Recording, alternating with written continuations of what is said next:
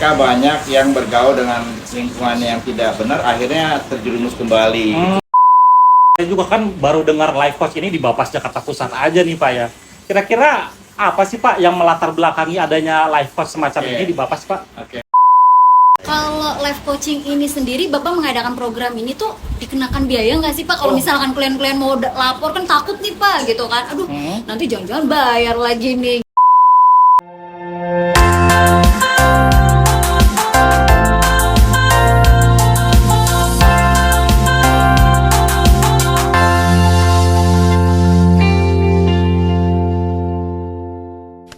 Assalamualaikum warahmatullahi wabarakatuh.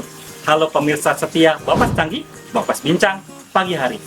Pada episode kali ini senang sekali saya bisa menemani. Kita akan berbincang santai tapi penuh makna seputar isu-isu menarik di bidang pemasyarakatan. Saat ini kita berada di lantai 2 zona inspirasi Babang Tampan, Coffee Corner, dan Outdoor Class. Kita akan berbincang seputar topik yang menarik, yang istimewa terkait dengan inisiatif yang keren dari Balai Pemasyarakatan Jakarta Pusat yang menggabungkan, mengkolaborasikan antara peran pembimbing kemasyarakatan dengan life coach dalam hal pembimbingan klien pemasyarakatan dalam proses reintegrasi. Sudah hadir dua narasumber istimewa kita yang ahli di bidangnya. Mau tahu lebih lanjut? Mari kita sapa bersama. Baik, kita sapa terlebih dahulu narasumber kita. Yang pertama ada Kepala Balai Pemasyarakatan Kelas 1 Jakarta Pusat, yaitu Bapak Bambang Marianto.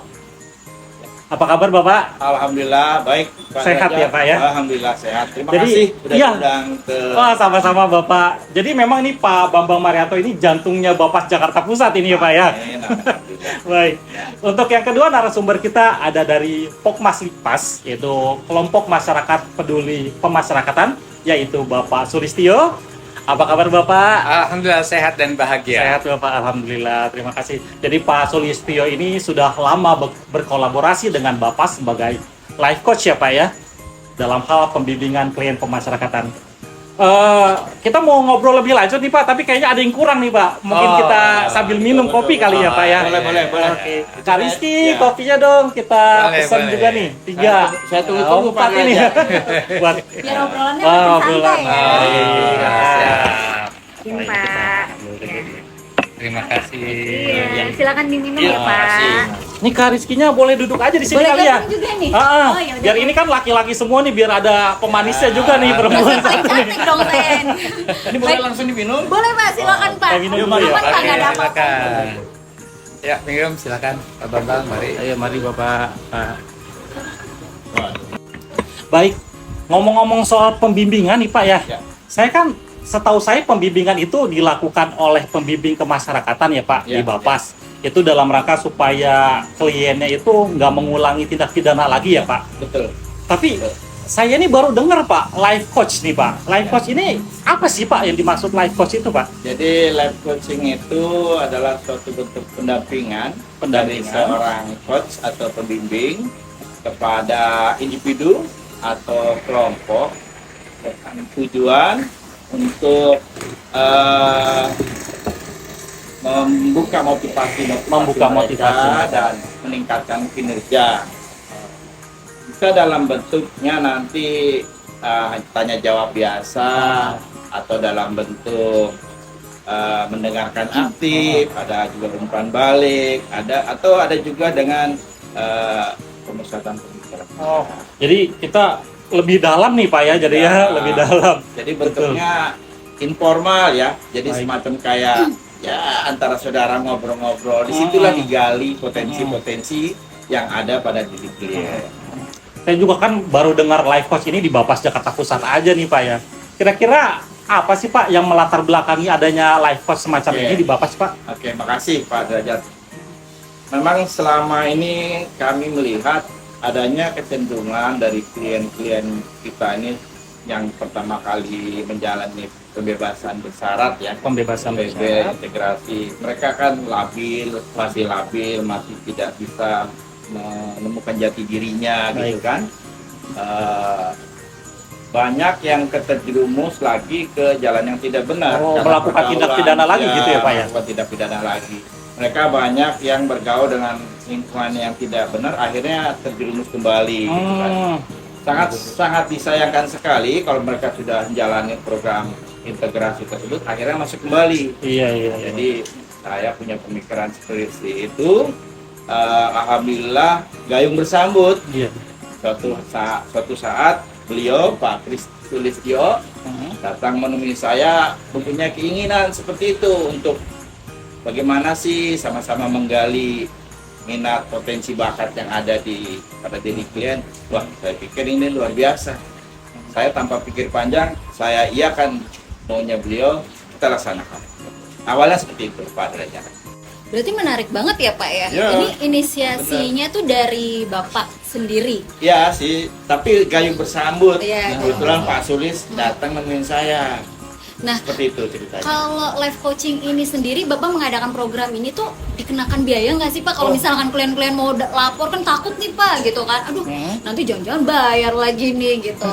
Gimana tuh Pak? Sama sekali nol Rupiah. Sama rupiah sekali ya. 0 rupiah, bener nih Pak? Karena Betul niat- Mas, ya? Gratis ya, Pak ya? Gratis ya? Karena niat kami itu tujuannya mulia, membantu sesama. Oh, gitu. Kita nggak bisa bantu dengan materi, tapi kita bisa bantu dengan nasihat, saran pada mereka. Oh, luar biasa sekali. Berarti kalau misalkan ada telepon atau SMS atau WhatsApp yang meminta pungutan biaya atas konsultasi life coaching ini, dapat pastikan itu bukan dari Bapas Jakarta Pusat ya. Wah, Pasti ya Pak. betul. Iya, dijamin bukan dari Bapas Jakarta Pusat. Nah, sekarang kita ke Pak Sulistyo nih, Iya. sebagai life coach-nya di Iya, Bapas iya, Jakarta Pusat. Kira-kira di sini tuh perannya seperti apa nih Pak? Baik, sebelum ke sana ya, Baik. saya mengucapkan terima kasih nih sama Pak Bambang. Beliau waktu itu membicarakan bagaimana kelangsungan dari yang dilakukan oleh para PK, sehingga kemudian saya sebagai life coach kemudian diundang oleh beliau dan kemudian saya hadir. Nah, di dari situlah diskusi akhirnya menemukan bahwa perlu ya memang life coach ini untuk membantu Bapas sehingga prosesnya bisa berkesinambungan gitu ya Pak Bambang ya.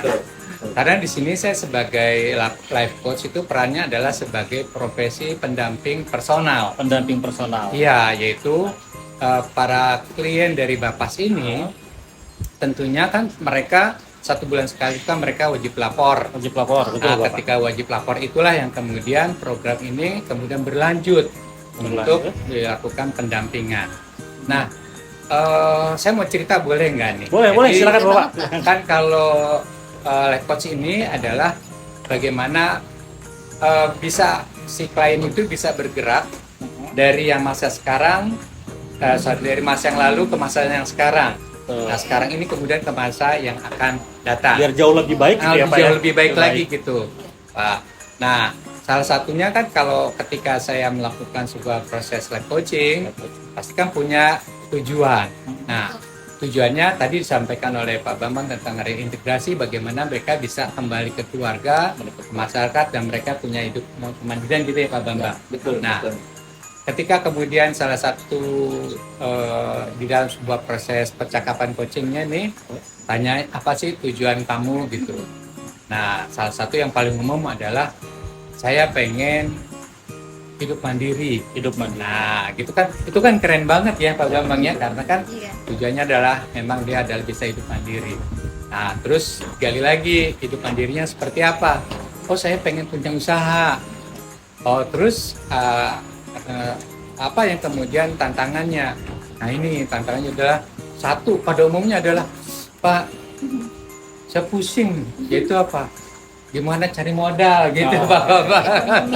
Ekonomi gitu kan ya. Iya. Nah, yang menarik adalah ketika di life coaching ini Pak Bambang, karena kan sifatnya saya bertanya untuk eksplorasi apa potensi yang mereka punya, apa kekuatan yang mereka miliki sehingga mereka bisa menemukan solusi itu sendiri Pak Bambang. Betul, Nah, betul. salah satu contoh yang kemarin nih ya Pak, mereka itu kan tadi bilang modal. Saya bilang saat ini yang kamu miliki apa modalnya? Pak, saya bilang saya punyanya handphone. Ya. Itu. Nah, yuk kita gali yuk dari handphone yang modal Anda punya adalah handphone.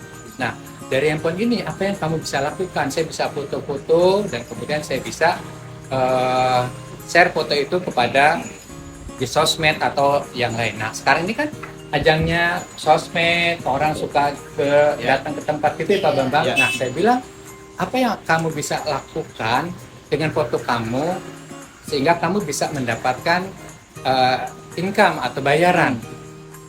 Nah, yang menarik dan aduh apa ya gitu Pak Bambang. Tapi kemudian saya dengan sabar kemudian sebagai pendamping ya Pak Bambang. Terus akhirnya dia bilang gini, Pak Sulis, gimana kalau saya foto ke tempat di satu destinasi atau tempat tujuan wisata, di sana tuh kan banyak wisatawan.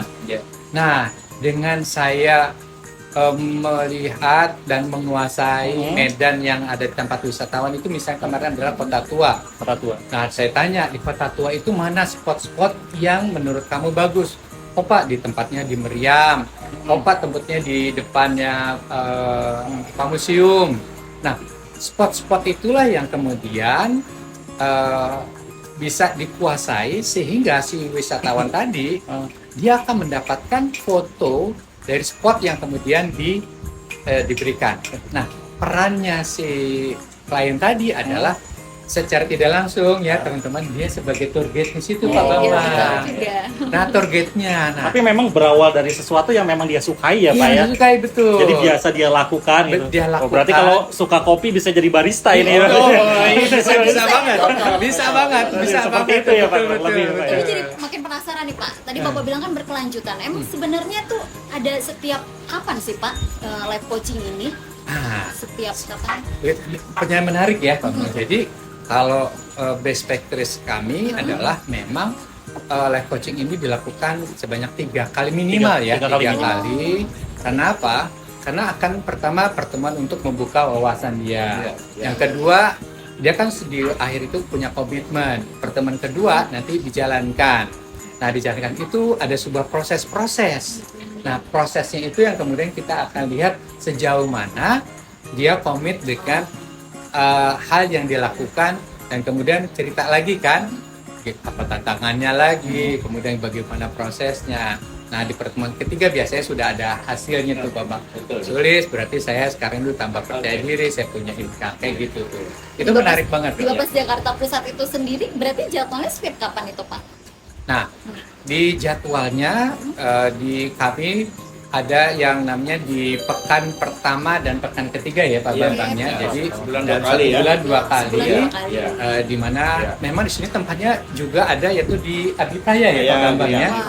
Jadi tempatnya bagus, buat proses percakapan coachingnya juga lebih enak dan mereka lebih nyaman dan aman karena mereka cerita tanpa ada beban. Itu Pak Bambang. Private itu. Iya. Pak Derajat, saya menanggapi sedikit ada yang disampaikan Silakan, oleh Pak Sulis. Memang apa yang beliau sampaikan itu sangat betul sekali. Jadi sebenarnya live coaching itu kalau dalam bahasa sehari-hari sebenarnya bahasa umumnya itu orang bilang curhat lah. Curhat tuh, tapi curhatnya itu bermakna dan bermanfaat sekali. Karena pada saat live coaching itu ya kayak orang ngobrol biasa, tapi sambil menggali potensi yang ada pada diri klien. Memang selama ini kami di Bapak Jakarta Pusat juga kan melaksanakan pembimbingan lah ya, pembimbingan kepribadian maupun pembimbingan ke mandirian ya gitu. Itu kita laksanakan selalu, tapi di satu sisi saya pikir ada yang kurang. Mereka mentalnya itu harus kita asah, mentalnya harus kita buka agar bisa menggali potensi-potensi yang ada di diri. Kadang-kala orang tidak mengetahui potensinya yang ada pada dirinya seperti apa. Jadi kami berkolaborasi dengan Pak Sulis. Alhamdulillah pelaksanaan kegiatannya itu berjalan lancar. Saya sering lihat curhatnya itu nggak sebentar, mesti lama ngobrol, karena harus terbuka segala macam. Dan nanti Pak Sulis lah yang mencari jalan-jalan keluar. Jadi kuncinya itu agar mereka tuh selama menjalani pembebasan bersyarat atau program integrasi di luar itu mereka percaya diri.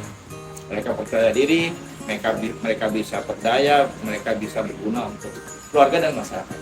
Itu yang Baik. sangat Jadi karena ada life coach ini semuanya keluar tuh Pak ya, Iya, unek-unek dari klien Betul pemasyarakatan. banget, itu Pak Derajat. Terus digali terus sama pembimbing kemasyarakatan Ya. dan life coach-nya ya Pak. Iya. Tapi kalau untuk yang sudah berjalan ini nih Pak, kan sudah Bapak dengar semuanya yang ada di hati dari klien pemasyarakatannya. Kira-kira ini ke depan harapannya seperti apa nih Pak Iya. untuk klien pemasyarakatan kita Pak?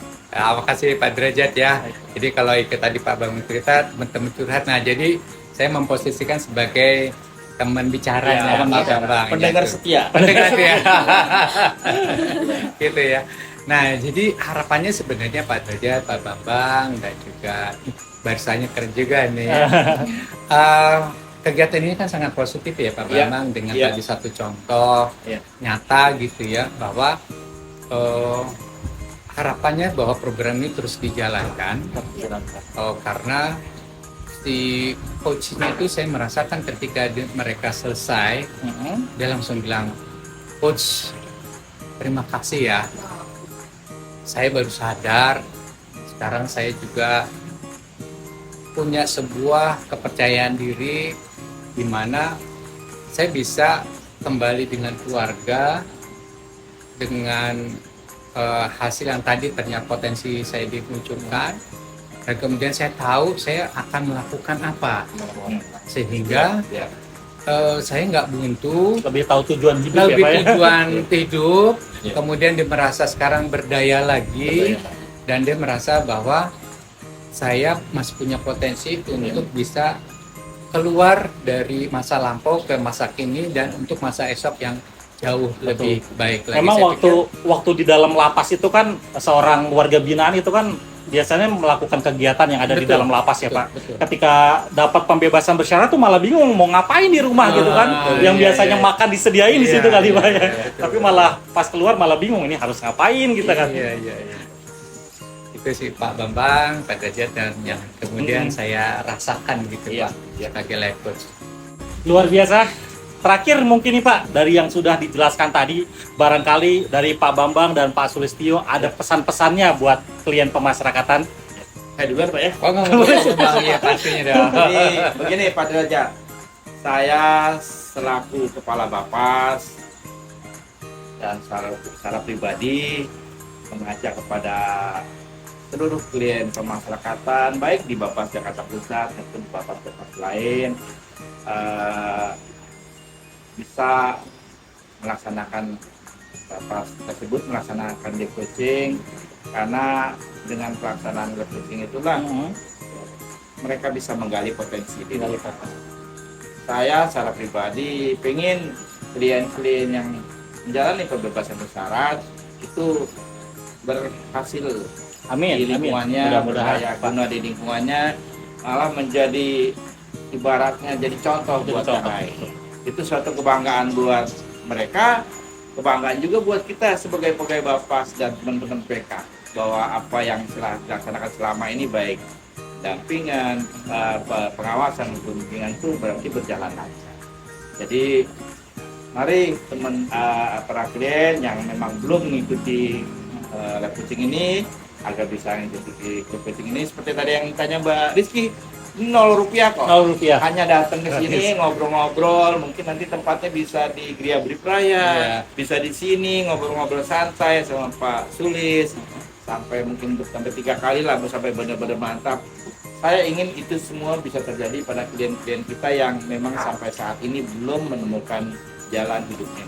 Amin, amin. Itu saja. Baik, kalau dari Pak Sulistyo gimana Pak? Saya di peran saya sebagai mitra Bapas. Jadi senang sekali Pak bisa berkontribusi sebagai anggota masyarakat yang peduli juga terhadap saudara-saudara kita Ya. Pak yang Ya. mereka mendapatkan pembebasan bersyarat. Jadi harapannya ini tetap terus dilakukan dan mudah-mudahan ini menjadi snowball ya Pak ya. Ya, benar. Nah, sehingga ini menjadi bola salju yang Bola efeknya salju. nanti akan membesar Membesar. karena juga ini melibatkan, bagusnya adalah melibatkan masyarakat sehingga mereka kemudian tergerak untuk membantu Bapas dalam hal ini Bapas, dan juga pada akhirnya membantu daripada klien Bapas untuk mereka nanti bisa reintegrasi, baik itu nanti di keluarga, Iya, kemudian juga di masyarakat. Masyarakat. Jadi yuk kita teruskan program ini sehingga ini bisa menjadi sebuah gerakan yang bisa diikuti oleh Bapak-bapak bapak yang saya lain. gitu Bapak ya, yang lain. ya. Itu saja harapan dari saya. Terima kasih. Baik, baik. Luar biasa. Terima kasih Pak Sulistyo, Pak Bambang Ya, terima kasih. atas obrolan inspiratifnya. Terima kasih juga buat Kak Rizky nih. Nanti kapan-kapan ajarin saya meracik kopi ini. Boleh Ya. banget. Baik, baik. Sahabat setia Bapak Canggih, demikianlah perbincangan kita pada hari ini terkait dengan pembimbingan yang dilakukan oleh Bapak kelas 1 Jakarta Pusat yang kini semakin kuat karena adanya live coach, sehingga kedepannya tidak hanya bisa membantu klien untuk kembali kepada masyarakat, tapi juga menumbuhkan rasa percaya diri, motivasi, dan kemandirian agar klien pemasyarakatan dapat hidup lebih baik ke depannya. Terima kasih sudah menyimak podcast ini. Jangan lupa dukung Balai Pemasyarakatan Jakarta Pusat melalui media sosial kami. Dan juga jangan lupa like and subscribe YouTube channel Bapas Jakarta Pusat. Terima kasih. Saya Derajat, pamit undur diri. Sampai jumpa di episode selanjutnya. Bapak Canggih, Bapas Bincang, pagi hari. Wassalamualaikum warahmatullahi wabarakatuh. Waalaikumsalam warahmatullahi wabarakatuh.